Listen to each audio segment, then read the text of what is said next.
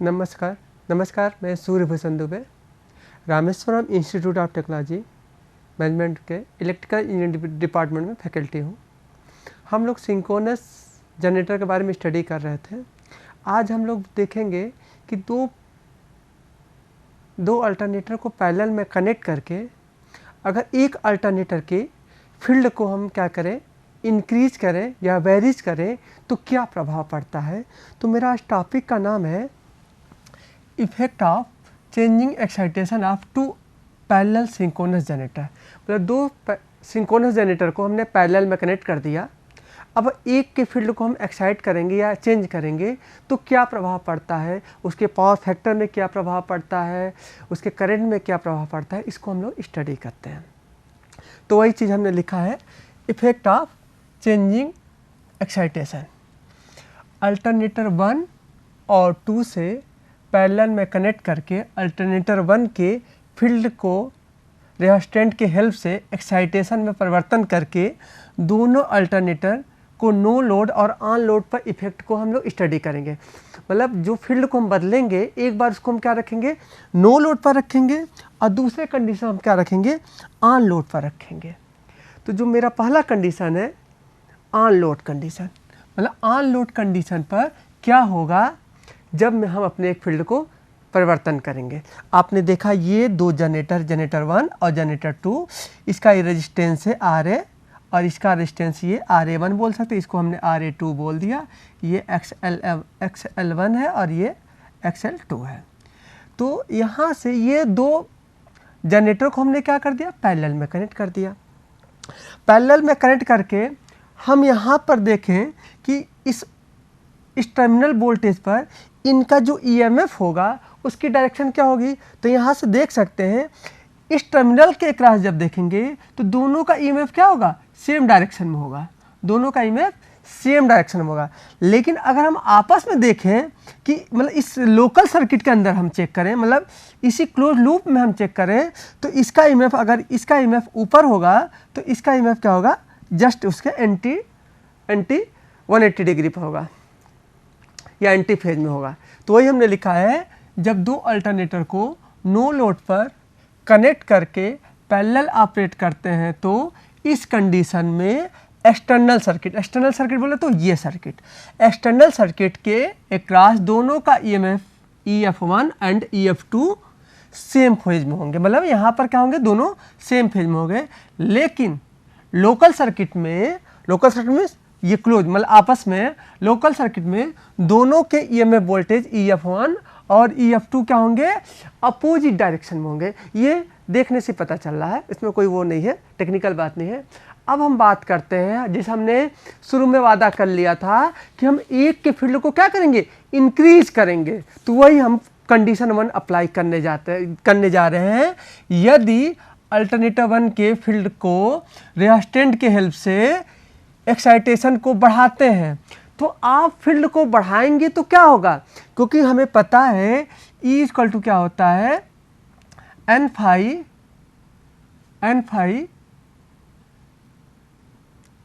4.44 N phi F होता है, यहाँ से हमें पता है। तो यहाँ से अगर आप फील्ड को इंक्रीज करेंगे तो क्या होगा, इस फील्ड के इंक्रीज करने से या EF भी क्या हो जाएगा, इंक्रीज हो जाएगा। तो हम जैसे फील्ड को इंक्रीज करेंगे तो हमने जनरेटर 1 के फील्ड को इंक्रीज किया तो इसकी लंबाई क्या हो जाएगी, बड़ी हो जाएगी। क्लियर है। अब जब बड़ी हो जाएगी तब क्या होगा, अब जो रिजल्टेंट वोल्टेज होता है, जो EC इक्वल टू, जिसको हम रिजल्टेंट वोल्टेज बोल रहे हैं, वो EF1 माइनस EF2 हो जाएगा। इससे क्या होगा, इसमें वोल्टेज डिफरेंस पैदा हो जाएगा। जब आपने फील्ड को नहीं बढ़ाया था तो वोल्टेज डिफरेंस क्या था, 0 था, तो उसमें कोई करंट नहीं बह रहा था। लेकिन जब आपने एक अल्टरनेटर के फील्ड को इंक्रीज कर दिया तो उसका जनरेटिंग EMF की वैल्यू भी क्या हो जाएगी, इंक्रीज हो जाएगी। उसके इंक्रीज होने की वजह से आपका वोल्टेज डिफरेंस क्या हो जाएगा, उसकी वैल्यू आने लगेगी, 0 से वो बढ़ जाएगी। अब वोल्टेज डिफरेंस आने की वजह से क्या हो जाएगी, एक करंट बहेगी। आपने देखा एक करंट बहने लगेगी। इस करंट को क्या बोलते हैं? सर्कुलेटिंग करंट बोलते हैं, क्योंकि ये लोकल में क्लोज रूप बहती है, इसलिए लोकल सर्किट, इसको सर्किट मतलब सर्कुलेटिंग करंट बोलते हैं। अब हम बात करते हैं कि ये सर्कुलेटिंग करंट इससे क्या होगी? 90 डिग्री लैग करेगी। क्यों लैग करेगी? सोचिए, सिंपल। अगर हम देखें तो ये सर्कुलेटिंग करंट की वैल्यू की बात करें तो IC इक्वल टू क्या हो जाएगा? EF1 माइनस EF2 अपान ZS प्लस ZS2, मतलब दोनों के इंपिडेंस को हमने ऐड कर दिया तो यह सर्कुलेटिंग करंट की वैल्यू आ गई। मतलब जितना ज़्यादा वोल्टेज डिफरेंस आएगा उतना ज़्यादा ही सर्कुलेटिंग करंट बहेगी। अब बात करते हैं जो EF और IC के बीच में जो एंगल होता, सॉरी EC और IC के बीच में एंगल होता है उसको हम लोग बोलते हैं बीटा। अब ये बात करते हैं क्यों 90 डिग्री होगी? ये EC से और क्या है? इसके डायरेक्शन में होगी। इसमें तो कोई कंफ्यूजन नहीं होना चाहिए। EC की दिशा EF की दिशा में होगी, क्योंकि आप इससे माइनस करेंगे, इस बड़े में से इसको माइनस करेंगे तो ये छोटा सा वोल्टेज डिफरेंस मिलेगा, जिसको हम EC बोल रहे हैं। तो EC की वैल्यू क्या है? EF1 माइनस EF2, क्योंकि EF1 बड़ा है। अब तो क्लियर है। अब बात करते हैं कि ये 90, अब यहाँ पर जो आप यहाँ रेजिस्टेंस देखेंगे, मतलब बीटा की वैल्यू निकालेंगे तो क्या ले सकते हैं? 10 इक्वल टू x/r। तो x की वैल्यू क्या है? ये है xs1 प्लस xs2 अपान r1 प्लस r2। ये किसका रेजिस्टेंस है? ये आपके अल्टरनेटर 1 और अल्टरनेटर 2 के रिएक्टेंस और रेजिस्टेंस है। अब यहाँ पर RA और RA2 की वैल्यू क्या होती है? बहुत कम होती है। बहुत कम होने की वजह से यहाँ बीटा क्या हो जाएगा? इसकी वैल्यू क्या हो जाएगी? इनफाइनाइट आ जाएगी और बीटा की वैल्यू लगभग 90 डिग्री आ जाएगी। ये तो क्लियर हो गया, ये 90 डिग्री आएगी। ये लैग भी करेगी क्योंकि ये रिएक्टिव रिएक्टेंस है, मतलब रिएक्टिव, इसमें रेजिस्टेंस नहीं है, ये इंडक्टेंस की तरह बिहेव कर, मतलब ये रिएक्टिव इंडक्टेंस है। इस रिएक्टिव इंडक्टेंस की वजह से ये क्या होगी? लैगिंग की तरह बिहेव करेगी। अतः IC EC से 90 डिग्री लैग करेगा। लेकिन इस फेजर से आपको और क्लियर हो रहा होगा कि यह IC इससे लैग कर रहा है, बट EF2 से क्या कर रहा है? लीड कर रहा है। क्लियर है? इससे तो लैग कर रहा है, इससे लैग कर रहा है, बट इससे लीड कर रहा है। तो ये लैगिंग इफेक्ट आएगा, और जब लैगिंग इफेक्ट होता है जनरेटर में तो एक आर्मेचर रिएक्शन की वजह से, लैगिंग इफेक्ट की वजह से क्या हो जाएगा? EF1 की वैल्यू कम होने लगेगी। और इसमें कौन सा इफेक्ट आने लगेगा? Leading effect. Armature reaction leading effect आने लगेगा और इसकी वैल्यू क्या होने लगेगी? बढ़ने लगेगी। तो ये सर्कुलेटिंग करंट क्या कर देगी? पुनः EF1 और EF2 को क्या कर देगी? बराबर कर देगी, और जिसके परिणाम स्वरूप जो सर्कुलेटिंग करंट बह रही थी वो जीरो हो जाएगी। ये सर्कुलेटिंग करंट क्या करे? इस सर्कुलेटिंग करंट को सिंक्रोनाइजिंग पावर भी कहते हैं। क्यों कहते हैं? क्योंकि ये दो मशीन जो सिंक्रोनाइज थे उसमें अगर डिस्टरबेंस आएगा तो पुनः उसको सिंक्रोनाइज कर देता है, जिससे ये EF1 EF2 क्या हो जाएंगे? बराबर हो जाएंगे। जिसको हमने यहाँ पर लिखा है कि इस सर्कुलेटिंग करंट IC का नेचर इस प्रकार होता है कि अल्टरनेटर 2 में आर्मेचर रिएक्शन क्या होता है? मैग्नेटाइजिंग मीन्स बढ़ाने लगता है, और अल्टरनेटर 1 में क्या कर देता है? डीमैग्नेटाइजिंग कर देता है, जिससे इसकी वैल्यू क्या होने लगती है? घट जाती है। मतलब जिसका आपने फील्ड को बढ़ाया था वो परिणाम स्वरूप क्या हुआ? कम होने लगा, और जो कम था वो क्या होने लगा? बढ़ने लगा। यही क्या होता है? ये सर्कुलेटिंग करंट होती है जो ये ऐसा रोल अपनाती है, इसलिए इसको सर्कुलेटिंग पावर भी कहते हैं। क्लियर है? अब हम लोग बात करते हैं इसको और थोड़ा समझते हैं। सर्कुलेटिंग डायग्राम से हम देख सकते हैं अल्टरनेटर 1 के लिए आप लिखेंगे VT इक्वल टू, यहाँ देखिए ये इसमें करंट इधर है ना, तो VT इक्वल टू क्या लिख सकते हैं? VT इक्वल टू, ये सब फेजर होता है, VT equal to EF1 minus IC, क्योंकि इस करंट की दिशा इधर है। और इसके लिए जब लिखेंगे तो यहाँ लिखेंगे VT इक्वल टू EF2, क्योंकि करंट की दिशा क्या है? इसमें इस तरह है, और इसकी दिशा EF, और फील्ड की दिशा EF की दिशा क्या है? ऊपर की तरफ है। तो ये दोनों क्या हो जाएंगे? ऐड हो जाएंगे। अब आप पाएंगे, हम बात करते हैं कि अब फील्ड को बढ़ाने पर टर्मिनल वोल्टेज क्या हो जाएगा? हमने फील्ड को बढ़ाया था, तो इस कंडीशन में मेरा टर्मिनल वोल्टेज में क्या बढ़ेगा या क्या घटेगा वो देखते हैं। अगर मान लेते हैं ZS1 और ZS2 को हम क्या कर लें, इक्वल कर लें। इक्वल करने के बाद हम दोनों को क्या कर दें, ऐड कर दें। इस इक्वेशन और इक्वेशन को हम क्या कर दें, ऐड कर दें। तो ये क्या आ जाएगा, 2VT आ जाएगा और EF1 प्लस EF2 आ जाएगा। और यहां से VT इक्वल टू क्या हो जाएगा, सेम आ जाएगा, EF1 plus EF2 divide by 2। मतलब यहां पर टर्मिनल वोल्टेज किस पर डिपेंड कर रहा है, ये EF1 और EF2 के मैग्नीट्यूड पर डिपेंड करता है। क्लियर है। वो अलग बात है कि EF1 EF2 जब बड़ा हो जाएगा तो उसमें एक सर्कुलेटिंग करंट बहेगा जो सिंक्रोनाइजिंग उसको पुनः कर देगा। लेकिन टर्मिनल वोल्टेज, ये टर्मिनल वोल्टेज मात्र इन दोनों के वोल्टेज के एडिशन के डिवाइड बाई 2 के बराबर होता है। ठीक है। अब हम लोग बात करते हैं, अब तक हमने बात किया था नो लोड पर बात किया था, अब हम लोग बात करते हैं ऑन लोड पर बात करते हैं। तो नेक्स्ट कंडीशन है ऑन लोड ऑपरेशन। अब हमने क्या कर दिया, दोनों सिंक्रोनस जनरेटर पर एक लोड लगा दिया। लोड लगाने के बाद हम एक जनरेटर की फील्ड को क्या करेंगे, बढ़ाएंगे। तो बढ़ाने पर क्या प्रभाव पड़ता है इसको हम लोग स्टडी करते हैं। देखिए, इस ऑपरेशन में जनरेटर पर लोड अप्लाई करते हैं। हमने लोड अप्लाई कर दिया।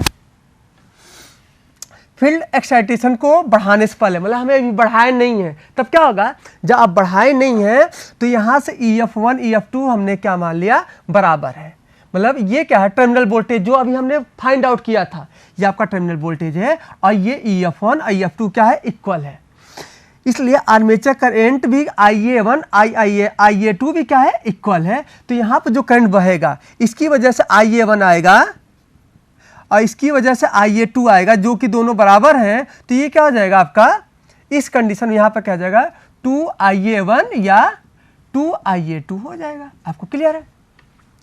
अब इस चूंकि इस पर लोड लगा रखे हैं, अतः EF क्या करेगा, हमने बताया था जब भी जनरेटर होगा EF हमेशा लीड करेगा। तो EF क्या करेगा, VT से डेल्टा डिग्री क्या करेगा, लीड करेगा। यही डेल्टा किसको दिखाता है कि इस पर कितना ज्यादा लोड है। जितना ज्यादा लोड होगा डेल्टा की वैल्यू उतनी ही बड़ी होगी, लेकिन इसकी वैल्यू 90 डिग्री से ऊपर नहीं हो सकती है।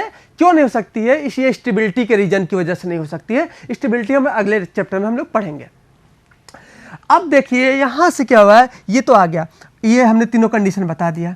अब आपने लोड बढ़ाया तो यहां से ये क्या जगह, ये VT, अगर फेजर डायग्राम खींचेंगे VT हो गया और IA क्या करेगा, लैग करेगा। तो ये IA या IA2 हो गया और ये लैग करेगा तो इससे 90 डिग्री क्या हो जाएगा, IA एक्सेस होगा और ये क्या जाएगा आपका EF हो जाएगा।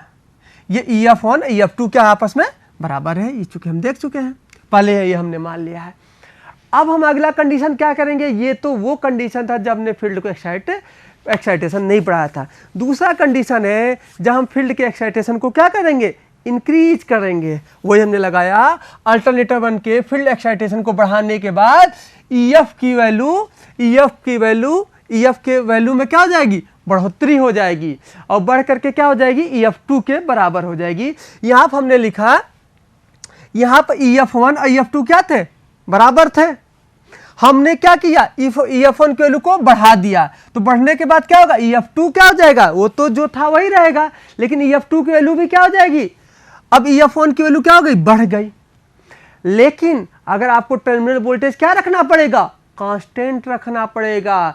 तो आपको क्या करना पड़ेगा, आपको ऑटोमेटिक EF2 को कम करना हो जाएगा, क्योंकि VT इक्वल टू क्या हो जाता है, EF1 plus EF2 divide by 2। अगर आपने क्या किया, EF1 को बढ़ा दिया और टर्मिनल वोल्टेज आपको क्या रखना है, कांस्टेंट रखना है, तो EF2 भी क्या हो जाएगा, घट जाएगा। आपने यहां से फेजर देखिए, ये आपकी कंडीशन क्या है, ये पहले वाला जो रेड वाला है वो पहले की कंडीशन थी। अभी EF1 EF2 क्या है, बराबर है।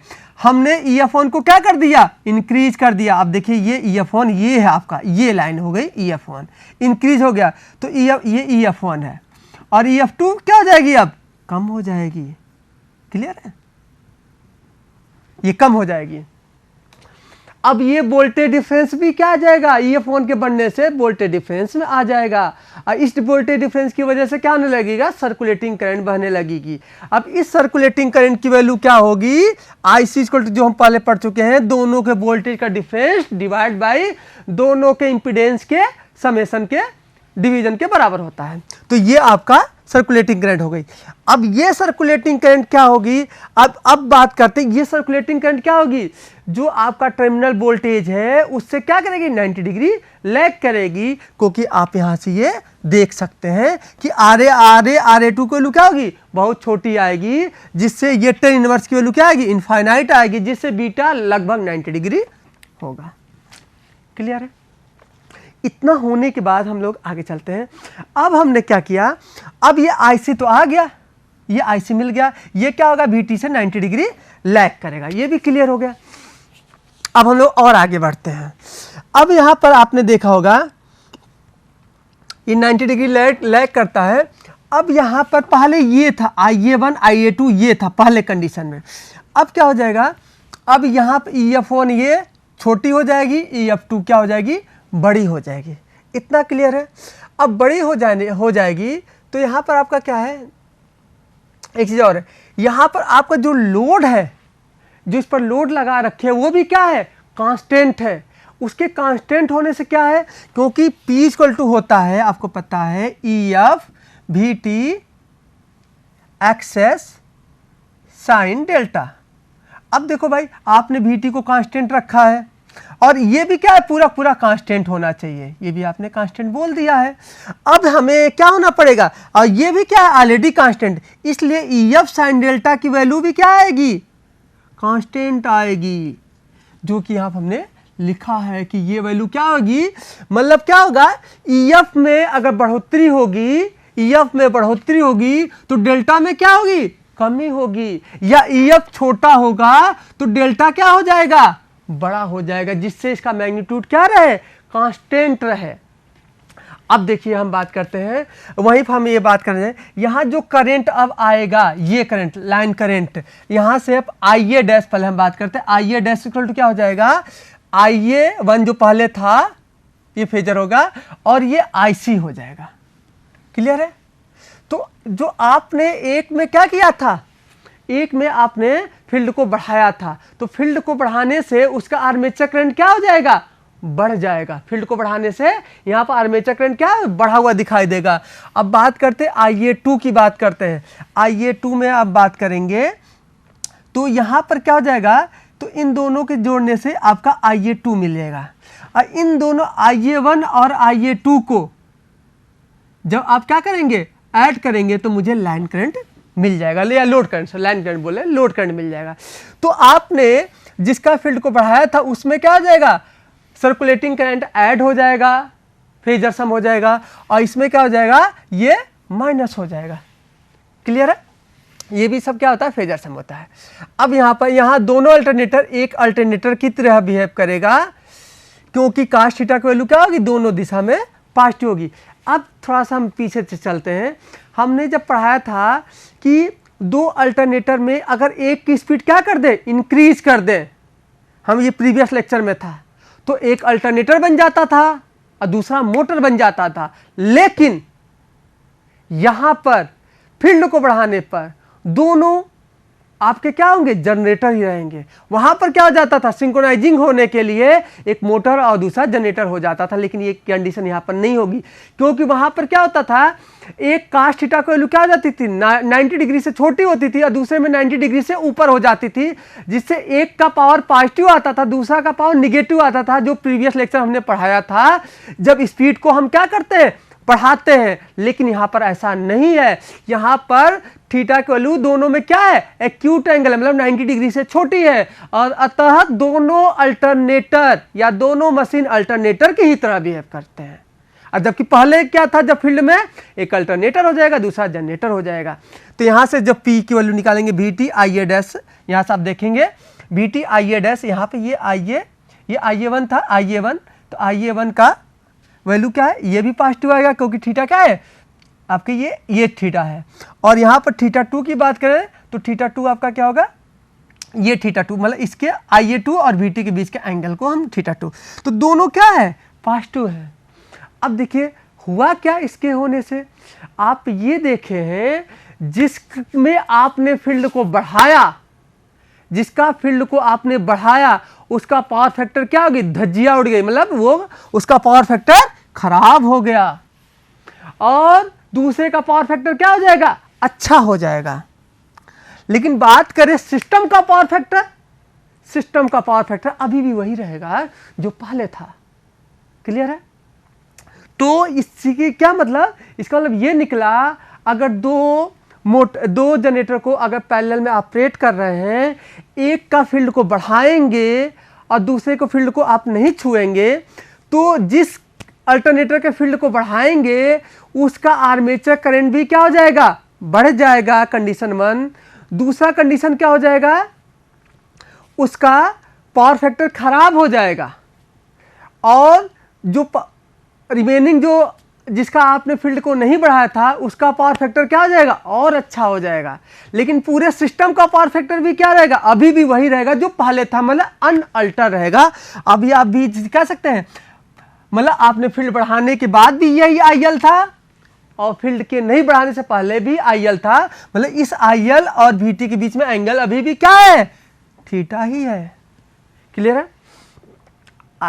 अब हम बात करते हैं, वही चीज हमने लिखा है कि इसमें क्या क्या अपरिवर्तन रहेगा। चूंकि आपने लोड में कोई परिवर्तन नहीं किया था, अतः लोड करंट की वैल्यू अभी भी क्या है, 2Ia1 के बराबर है, जो कि पहले थी। पावर फैक्टर भी क्या है, अभी भी वही है। आप देख सकते हैं इसके बीच का एंगल अभी भी थीटा है, जो कि पहले भी यही था। क्लियर है? अब हम लोग बात करते हैं एक्टिव पावर कंपोनेंट की बात करते हैं। हाँ, एक्टिव पावर, यहां से अगर आप ध्यान दीजिए, एक्टिव पावर कंपोनेंट क्या बोलते हैं, जो Vt की दिशा में करंट के, अगर जो करंट फ्लो हो रहा है उसके दो कंपोनेंट होते हैं, एक Vt के दिशा में होते हैं और एक Vt के 90 डिग्री पर होते हैं। जो Vt की दिशा में होते हैं, जो कास के साथ होते हैं, उसको एक्टिव कंपोनेंट बोलते हैं, और जो Vt के 90 डिग्री पर होते हैं, अर्थात जो साइन का कंपोनेंट होता है, उसको रिएक्टिव कंपोनेंट बोलते हैं। तो यहाँ पर जो मेरा करंट आया, यहाँ पर जो करंट आया 2Ia1, इसका जो एक्टिव कंपोनेंट है वो क्या है, IL cos थीटा। तो ये IL cos थीटा में क्या होगा, ये भी क्या होगा, कोई परिवर्तन नहीं होगा। क्यों नहीं परिवर्तन होगा, आप यहाँ से देख सकते हैं कि अभी भी ये यहाँ है, अभी भी, और पहले भी आया था, तो ये कंपोनेंट अभी भी वही है। अब P equal to EF XT sine XX sine delta, ये भी क्या होगा, अनचेंज होगा, क्योंकि आपका EF की वैल्यू क्या हो गई, यहाँ पूरे सिस्टम की बात करें तो ये जितना बढ़ेगा उसी के रेशियो में ये क्या हो जाएगा, घट जाएगा, या ये जितना घटेगा उसी के रेशियो में ये बढ़ जाएगा। अतः पावर भी क्या रहेगा, आपका कांस्टेंट रहेगा। सिंस Vt और XS कांस्टेंट है, इसलिए EF साइन डेल्टा भी क्या रहेगा, कांस्टेंट रहेगा। तो आपका एक्टिव पावर भी क्या होगा, अपरिवर्तनशील रहेगा। अब हम लोग एक न्यूमेरिकल करते हैं, तो न्यूमेरिकल करने से पहले हम लोगों के पास कुछ कंक्लूजन आए, उस कंक्लूजन को समझते हैं। पहला कंक्लूजन क्या था, फिर से एक बार उसको रिवाइज कर लेते हैं, कि जब दो जनरेटर हो, दोनों आपस में क्या हो, पैरेलल में कनेक्ट हो, एक का फील्ड को बढ़ाते हैं तो क्या क्या होता है, जिसका फील्ड को बढ़ाएंगे उसका EF की वैल्यू क्या हो जाएगी, इंक्रीज हो जाएगी, पहली कंडीशन। दूसरी, यहाँ हम देख रहे हैं कि EF की वैल्यू बढ़ जाएगी। दूसरा कंडीशन क्या हुआ, उसका डेल्टा की वैल्यू क्या हो जाएगी, छोटी हो जाएगी। ठीक है, तभी EF साइन डेल्टा क्या रहेगा, कांस्टेंट हो जाएगा, क्योंकि हमें पावर भी क्या रखना है, कांस्टेंट रखना है। दूसरा कंडीशन। तीसरा कंडीशन क्या हुआ कि उसका पावर फैक्टर क्या हो जाएगा, खराब हो जाएगा। पहले पावर फैक्टर थीटा था, अब पावर फैक्टर उसका क्या हो जाएगा, θ1 हो जाएगा, जो कि खराब हो गया। ये था जनरेटर 1 की। अब बात करते हैं जनरेटर 2 की बात करते हैं। जनरेटर 2 में क्या हो गया, उसका EF छोटी हो जाएगी, क्योंकि टर्मिनल वोल्टेज मुझे क्या रखना है, बराबर वही था, कांस्टेंट रखना है। तो VTEF क्या हो जाएगा, छोटी हो जाएगी, तो डेल्टा 2 क्या हो जाएगी, बड़ी हो जाएगी, क्योंकि EF साइन डेल्टा की वैल्यू क्या रखनी है, कांस्टेंट रखनी है। तो ये भी क्लियर हो गया। अब बात करते हैं इसके करंट की बात करते हैं। करंट क्या हो गया, अब जो करंट यहाँ था वो क्या हो गया, यहाँ पर शिफ्ट हो गया। अब क्या हो गया, कास्ट थीटा क्या हो जाएगा, अच्छा हो जाएगा, मतलब पावर फैक्टर अच्छा हो जाएगा। क्लियर है। इसके अलावा दोनों पर जो पावर की शेयरिंग थी अभी भी वही रहेगी जो पहले थी। पावर की शेयरिंग में कोई परिवर्तन नहीं होगा, जो पहले थी अभी भी वही रहेगी। क्लियर है इतना, ओके।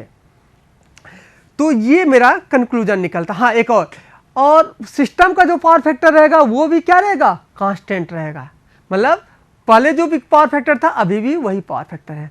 अब हम लोग एक न्यूमेरिकल लगाते हैं, जो ये न्यूमेरिकल आपने देखे होंगे, ये IES में पूछा गया था और ये कन्वेंशनल क्वेश्चन होता है, इसलिए 14 नंबर के हैं।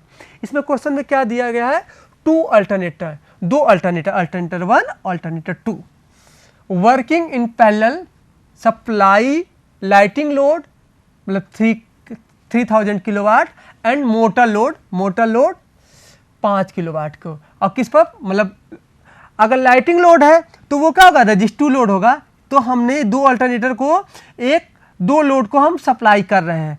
एक लोड क्या है, लाइटिंग लोड है, इसलिए रजिस्टिव होगा, और दूसरा लोड क्या है आपका, दूसरा लोड आपका मोटर है, अतः उसका लोड क्या है, 5 किलोवाट का है, 5000 किलोवाट का, लेकिन वो 0.72 लैगिंग पावर फैक्टर पर है। क्लियर है, ओके।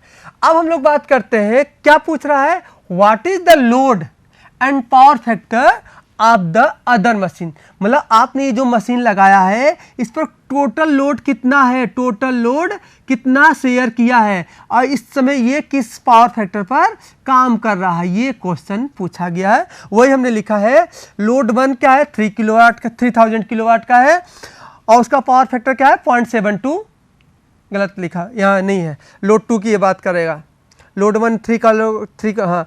अब बात करते हैं लोड, पावर फैक्टर 0.72 दिया।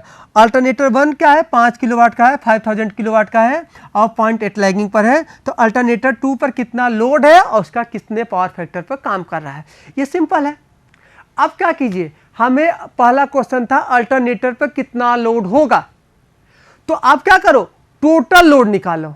टोटल लोड क्या था, लोड 1 और लोड 2, इन दोनों को लोड को निकालो। ये तो रजिस्टिव है और ये क्या है, रजिस्टिव इंडक्टिव दोनों है, तो इसका R निकालो, और P तो निकला है 3 किलोवाट, और इसका Q निकालो।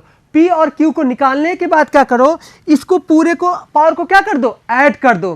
तो ये टोटल पावर निकलने के बाद इसके पावर में से क्या कर दो, माइनस कर दो।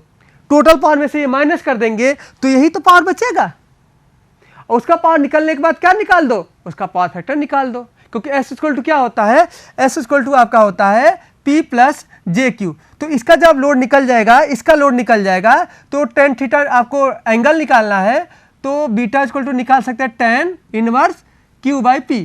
तो ये बीटा क्या हो जाएगा, वही उसका पावर फैक्टर एंगल हो जाएगा, इसको थीटा बोल दीजिए, बीटा ना बोल करके। वही हमने देखिए किया है, ये दो अल्टरनेटर थे, ये अल्टरनेटर है, तो इसका हमने क्या निकाला, टोटल हमें लोड निकालना है। तो एक लोड ये मुझे पता है, इसका रिएक्टिव लोड नहीं पता है, तो इसका जो फार्मूला होता है S equal to P plus JQ।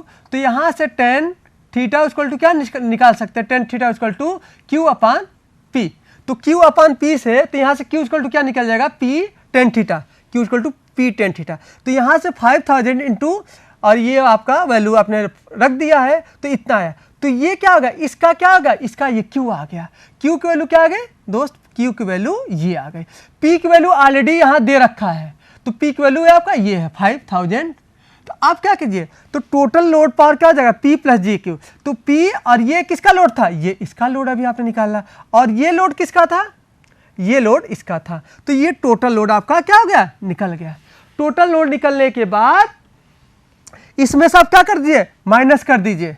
Total load निकलने के बाद आप क्या करेंगे, इसका Q निकालिए, इसका रिएक्टिव पावर निकालिए। रिएक्टिव पावर निकालने के बाद ये आया, और लोड सप्लाई बाय मशीन 2, तो टोटल लोड में से टोटल लोड में से ये मशीन का लोड, इसका लोड क्या कर दीजिए, आपने माइनस कर दिया, तो ये क्या आपका निकल गया, ये आपका मशीन 2 पर लोड आ गया, मशीन 2 पर लोड आ गया, तो उसका टेन थीटा निकाल लिया, टेन थीटा इसके एंगल आ जाएगा, इस एंगल से क्या निकल जाएगा, पावर फैक्टर निकल जाएगा cos थीटा। तो हमने लोड भी निकाल लिया, पावर फैक्टर भी निकाल लिया।